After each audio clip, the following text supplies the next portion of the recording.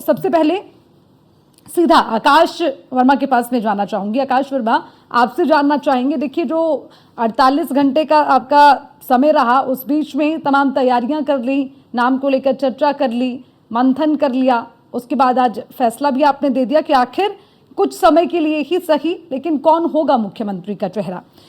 लेकिन अब बड़ा आरोप जो लग रहा है वो ये कि चेहरा बदलने से चरित्र नहीं बदला जाता, यानी कि मेकओवर कर लीजिए लेकिन सूरत थोड़ी ना बदलेगी।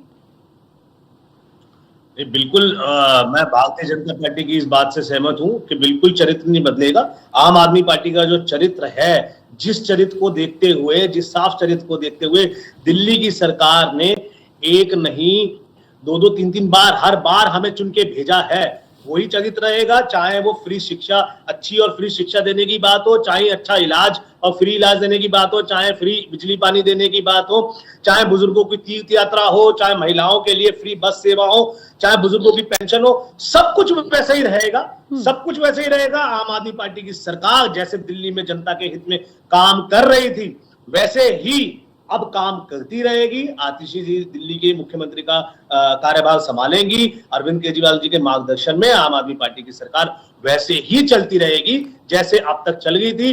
जो भाजपा के मंसूबे थे कि आम आदमी पार्टी को खत्म कर दिया जाए, आम आदमी पार्टी की सरकार को गिरा दिया जाए, सबको जेल में डाल दिया जाए, माननीय सुप्रीम कोर्ट की बेल के बाद उनके मंसूबे काफी हद तक फ्लॉप हो गए।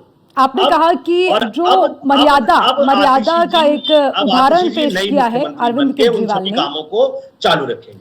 आकाश जी, आपने कहा कि मर्यादा का एक एग्जाम्पल सेट किया है अरविंद केजरीवाल ने और आपने राम जी से उनकी तुलना कर दी। अब उन्हें क्यों बार बार आतिशी को याद दिलाया जा रहा है कि आप भरत की भूमिका में हैं?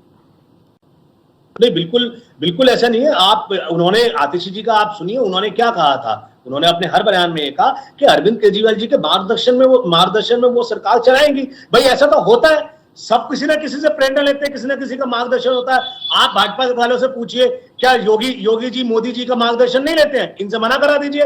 क्या बाकी जिन भी अन्य स्टेट्स में उनकी सरकारें चल गई हैं, क्या वो मोदी जी के मार्गदर्शन में नहीं चलती हैं? अगर ये मना कर दे तो बिल्कुल ये ऐसा कहने लायक है। लेकिन जब इनकी सरकारें जो है वो मोदी जी के मार्गदर्शन में चलती हैं तो इनको कोई प्रॉब्लम नहीं होती। आज अगर हम ये कह रहे हैं कि जो हमारी नई मुख्यमंत्री है वो अपने नेता, अपने जो गुरु हैं उसके राजनीतिक, उनके मार्गदर्शन में सरकार, तो इसमें क्या गलत बात है? भाई दिल्ली वालों के जो काम है वो नहीं रुकेंगे। सरकार जैसे काम कर रही थी, तमाम विधायक जैसे काम कर रहे थे, वैसे ही काम करते रहेंगे। और इस बीच माननीय अरविंद केजरीवाल जी जनता के बीच जाने की बात कर रहे हैं। देखिए, मेरे को आप 1 मिनट का समय दीजिएगा, मैं अपनी बात पूरी कर लेता हूं। अरविंद केजरीवाल वो शख्स है जिन्होंने अपनी IRS की नौकरी, इनकम टैक्स कमिश्नर की इतनी बड़ी नौकरी छोड़ी थी और सड़कों में एक NGO के साथ मिलकर जनता के लिए काम किए। उन्होंने 49 दिन में अपने मुख्यमंत्री पद से इस्तीफा दिया और आज भी इतना भारी मैंडेट होते हुए भी अरविंद केजरीवाल जी ने उस पद को छोड़ा है, जो छोड़ने के लिए कोई भी नेता ऐसी हिम्मत नहीं कर सकता। क्यों?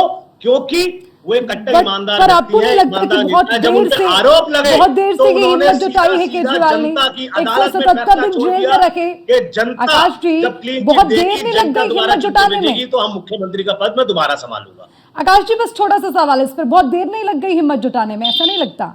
आऊंगी, इसका जवाब दीजिएगा मुझे, लेकिन वीरेंद्र बब्बर के पास में आना चाहूंगी। इसका जवाब दीजिएगा, वापस आऊंगी, तब तक सोच लीजिए। वीरेंद्र बब्बर जी, पार्टी के ये मंसूबे थे कि जेल में अरविंद केजरीवाल को रख के इस्तीफा दिया जाए ताकि पार्टी का मनोबल कम हो, ताकि विधायकों वीरेंद्र बब्बर जी, आप जो बीजेपी के मंसूबे थे वो कामयाब नहीं हुए।